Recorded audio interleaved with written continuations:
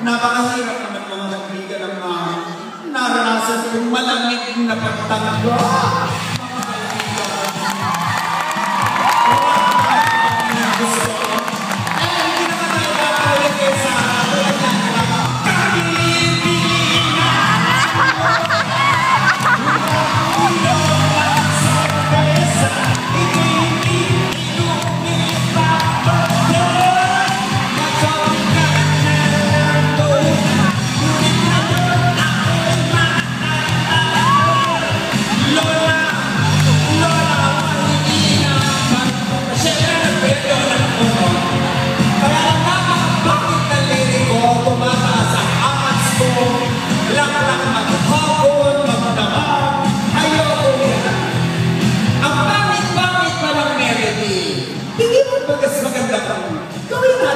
Pilipino, sariling ako, kahit pareho rin ang lyrics.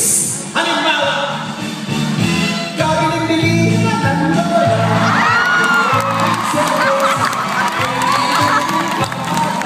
magsasabi ka na lang muna, kunin na yung matanda na, lola mahihila ka pagtuma, tumataas na ang ahas ko, ilang lang maghabol.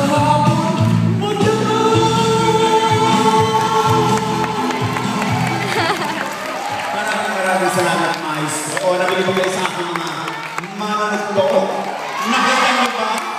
Nakita niyo ba ang piano kong narito? Nakita niyo dumudugtog si Invisible Man. Nakagaling yung aking musical director. Invisible. Kung meron akong ghost singer, meron akong ghost pianist. Kailangan akong magpunta nito upang sa makikipagtulungan kay Sarah, kay Robin at kay Princess ay paalalahanan kayo na ang musikang Pilipino ay hindi natin dapat makalimutan. Dahil pag pinabayaan natin na ang mga banyagan, saan ka pupunta? Where are you going? Saan ka pupunta? Bumalik ka dito! Bumalik ka dito!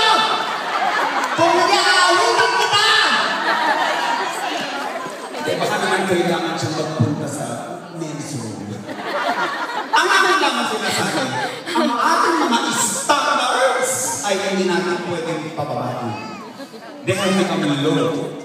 Very low. Low quality. Low yan. Low age. Ayan, tulad na kami na yan. Low. Gusto ko ba yung low? Yes!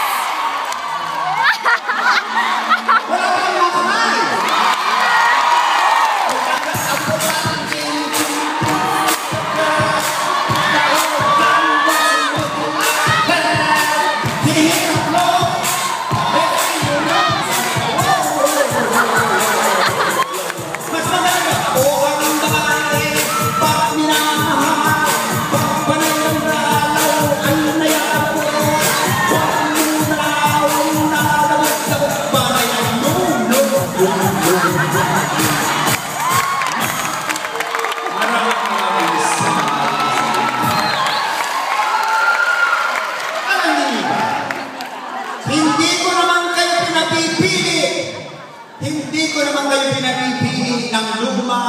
O bago, hindi ko naman sinasabing alisin natin yung mga makabagong senior.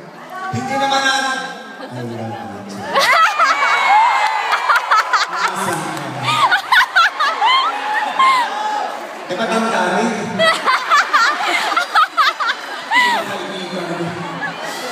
Mga kaibigan, hindi mo mas masarap makakarinig ng mga dumadayong kaibigang naghahatid sa inyo ng musikang Pilipino. Hindi niya mga low. Hindi naman tayo kailangan mamili ng luma at bago. Napapaghalo naman ang bago at luma. Ang luma at bago. Halimbawa, ayan. Alam mo yung Rosas Bandan, di ba? Umulan na, di ba? Umulan na, Rosas banda. Umulan, tumiglas. Ilabas na ang akwela.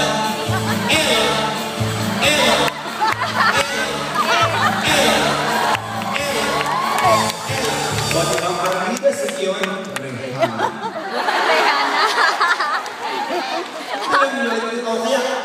Sino yung Sino yung nag-judge ng American Idol? Kung saan ka ba yung yun! J-Lo na. Si Jennifer Lopez, welcome na magpunta sa Pilipinas. Kaibigan ko ang mga Lopez. Ewan ko lang ang anak nila si Jennifer.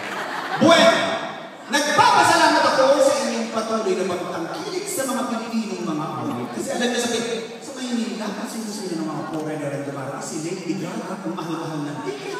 Di ba nagpunta rin dito yun? Ewan ko ka, nandyan nata sa labas. Nagpupumilit, pumasok dito. Sabi ko, I'm sorry, Lady Gaga, gabing to ni Sarah G. Mas sikat sa'yo si Sarah G dito. Anyway, yung mahal-mahal ng ticket, sino yung isa pa? Yung Beyond, yung Bonse. Yun! Parang ang ginawa lang kung yan.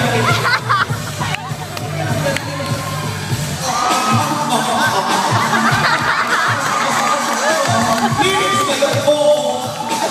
Kapag ito sa ngayon.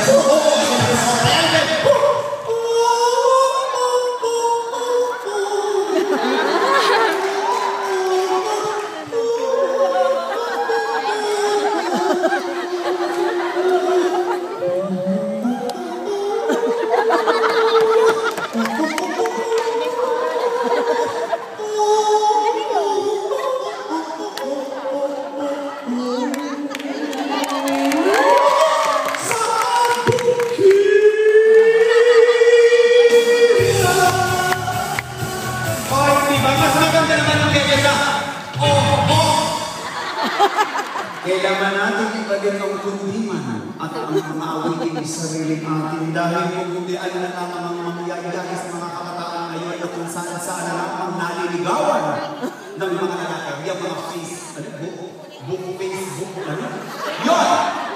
Puro na lang sa mga computer, mga social, mga media naliligawan ang mga apo ko, ang mga anak. Ako sa mga influensyang ganyan. Para ang iyong dalagin din ay maligawan ng tamang binata. Makikita ko dapat kung sino sila. Kailangan nakabantay ka. Halimbawa, makakalabas lang yan kapag espesyal na okasyon. Yes! Mga PS. Diba? Dapat ibalikin natin ang mga piyesta. Para kung makakakilala ng magiginuo na ginuo.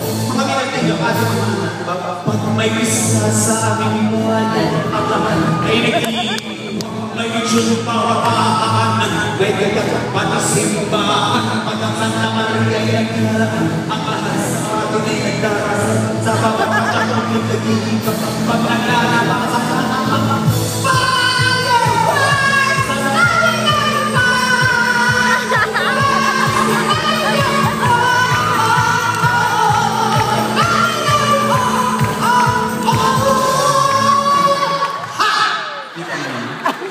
walang sinabi si Katy Perry. Kaya hindi na sige na. Kahit si Katy na